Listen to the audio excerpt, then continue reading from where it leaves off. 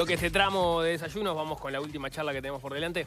Sí, recientemente el Parlamento votó una ley que regula la actividad de los trabajadores de las aplicaciones, tanto de aplicaciones de transporte de pasajeros como Uber o de aplicaciones de transporte de alimentos como Pedido Ya. La ley fue enviada por el Poder Ejecutivo y tuvo en el Parlamento solo los votos de la coalición oficialista. El Frente Amplio no la votó. Hay involucrados que no están de acuerdo con algunos aspectos de la ley, que en principio marca algunas obligaciones para las empresas, por ejemplo, obligación de ser transparente con los algoritmos, de no tener criterios abusivos para la contratación, le fija la competencia de los juzgados de la República Oriental del Uruguay para si hay litigios, y también, por ejemplo, entre otras, capacitar a los trabajadores. Parecerían cosas a favor, sin embargo, ustedes tienen reparos, ¿no? Sí, nosotros... Perdón, no lo presenté, toda esta introducción. Le doy la bienvenida a Daniel Martínez, que Muchas no es el gracias. Daniel Martínez más conocido, sino que es el presidente de la Utrado. Unión de Trabajadores de Aplicaciones. Bueno, gracias por Ahora sí, Bienvenido, por bienvenido. favor. Gracias. perdón. Bienvenido. Ahora sí le doy la palabra. Muchas gracias. Nosotros creemos que este proyecto de ley es una cosa que fue para salir del paso. Ajá. Había que liquidar este tema y, bueno, salir en la televisión. Y, bueno, y se hizo eso. Es casi un calco, se podría decir, del de Chile, que no tiene tampoco mucha aplicación en el mercado chileno, no lo ha tenido. ¿Cuáles son las críticas? de lo que tú comentabas, por ejemplo, el famoso algoritmo?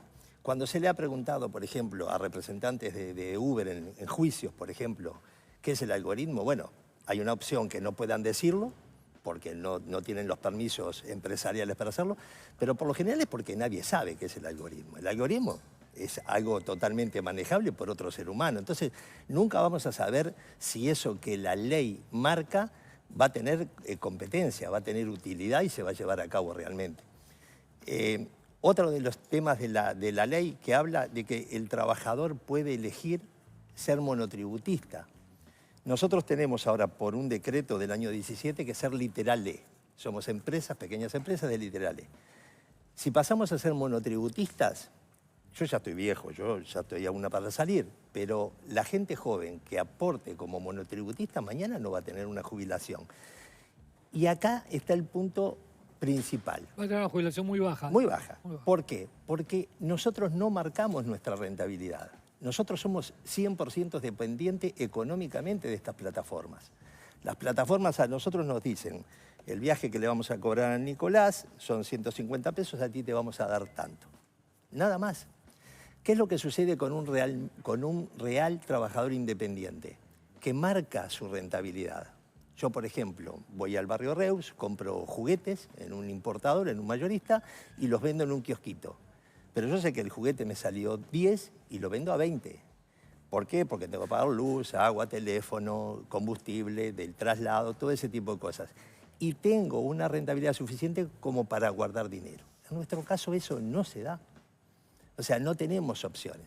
Entonces lo que vimos que esta ley, lo que salió, fue un poco para quedar bien de cara a la ciudadanía, de cara a algún sector de trabajadores que están conformes con esto, nosotros no, y de cara a las empresas. Acá no se toca las empresas, acá se habla, en este proyecto se habla de dependientes y de independientes en el mismo texto. Acá los trabajadores independientes ya tienen legislación laboral suficiente que los cubre, que los ampara. Acá no tenía que tocarse eso. Acá lo que tenía que tocarse era, judicialmente, somos dependientes y tendría que decirse, sí, son trabajadores dependientes. Y nada más. El ministro Mieres esquivó el bulto, lo dijo, nosotros no vamos a entrar por ese camino, nosotros no queremos saber de nada. No sé si sigue siendo el director general de Trabajo, Teijeiro, dijo, no tocamos ese tema, no entramos por ahí. En todo caso, la justicia de este país puede laudar la dependencia. O sea, que obliga a cientos de trabajadores a ir a la justicia para que la justicia los ampare y les paguen lo que deben de pagar. Ustedes quieren una ley que los reconociera a todos como dependientes. Como dependientes. Ahora, es cierto que tenemos cierta independencia, claro que la tenemos. Por los horarios. Por los horarios, por los días que trabajamos, todo eso. Ahora bien, ¿no sería hora de que la universidad, el Poder Ejecutivo, todos se pusieran de acuerdo, las centrales de trabajadores se pusieran de acuerdo y dijeran, bueno, capaz que hay una tercera figura jurídica.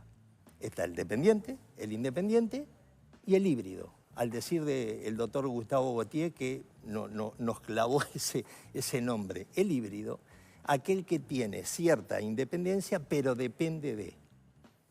Entonces, quizás haya que legislar hacia ahí. No, implicaría crear una categoría nueva. Exactamente. ¿Hay algún país del mundo que tenga definido en su legislación este concepto de híbrido No. para estas aplicaciones? Sería innovador que que yo lo- tenga conocimiento, no. Sé que todos han intentado ajustar. Estados Unidos lo hizo en California solamente, después las empresas DoorDash, Uber y Lyft pusieron millones de dólares sobre la mesa y la ley que amparaba a los trabajadores por medio de un plebiscito se revocó. Entonces, obviamente hay mucho dinero detrás de todo esto y nadie quiere tocar a los monstruos. Pero, ¿qué implicaría esa condición de híbrido o como se termine llamando? Un sueño nuestro, una sí. utopía, que se lo hemos propuesto al gobierno anterior y a este gobierno. Por ejemplo, nosotros trabajamos sobre el literal E, ¿verdad? Entonces yo tengo que aportar como jubilatorio no dependiente, pago 4.055 pesos de aporte. Eso es lo que le pago al BPS. Bueno, por ejemplo, que las empresas se peleen por nosotros y Uber diga, bueno, Nicolás te quiero de conductor mío, Daniel quiere, Cabify quiere a Daniel. Bárbaro. Que estas empresas aporten dos partes similares a lo que aportamos nosotros. Eso nos ayuda a que cuando nos jubilamos, ya que no tenemos rentabilidad para hacer ese aporte independiente, tener la posibilidad de jubilarnos de forma medianamente digna, ¿no? El futuro O sea, subsecretario... un aporte patronal. Un aporte patronal, Un aporte patronal que no está establecido hoy. que debería.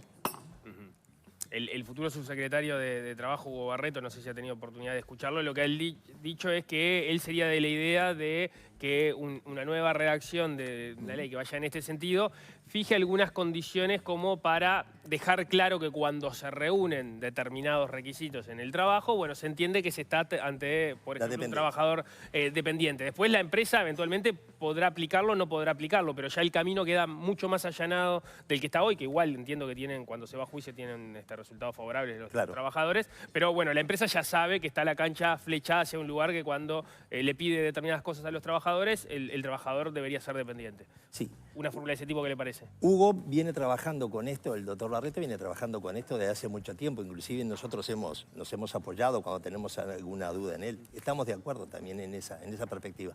Lo nuestro, cuando lo imaginamos allá por el año 2017, porque no es de ahora, un grupo de trabajadores, nos reunimos y empezamos a pensar que había una dependencia. Pero desde el punto de vista jurídico, totalmente nulos.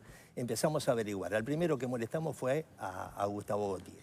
Él había escrito en España sobre el tema y a partir de ahí nos empezamos a mover. Y lo que nosotros hicimos fue empujar la idea.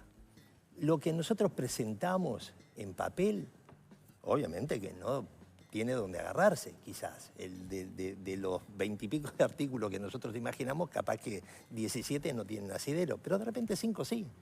Y de repente apoyarnos en eso, en que hay un trabajo que es dependiente, las empresas tienen que hacerse cargo. Para que ustedes hagan una idea, las empresas no pagan, aportan absolutamente nada. Uber aporta como empresa no residente. Si las cosas no han cambiado, paga un 12% como empresa no residente sobre sus ganancias, pero no del total, sino del 50%.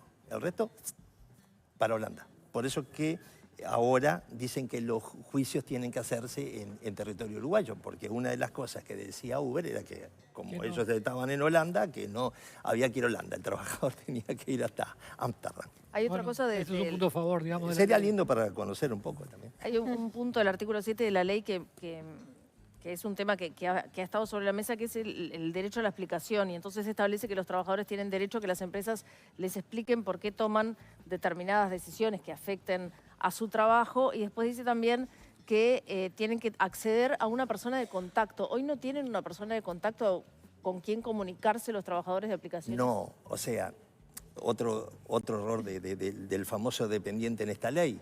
Uber tiene trabajadores dependientes, 3 pibes, chicas y chicos que trabajan detrás de un ordenador chiquititito y por cualquier tema burocrático, pero después no tienen.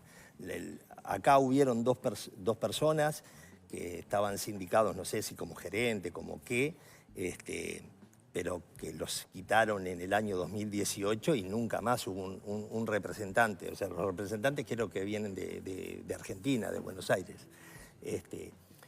Eso es otro de los temas, que acá no hay que... Pero aún así, lo que ellos tenían, los representantes que tenían en Uruguay, porque me lo dijeron a mí, ellos podían hablar de temas de papeles, pero no podían hablar de temas ni de horarios, ni de tarifas, ni de ingresos, ni nada de eso. Daniel Martínez, presidente de la Unión de Trabajadores de Aplicaciones Del Uruguay. Muchas gracias. Gracias a ustedes por su tiempo. Muchas gracias. Muy amable. Gracias. Gracias. Muy bien, nos vamos. Los dejamos con los compañeros del segundo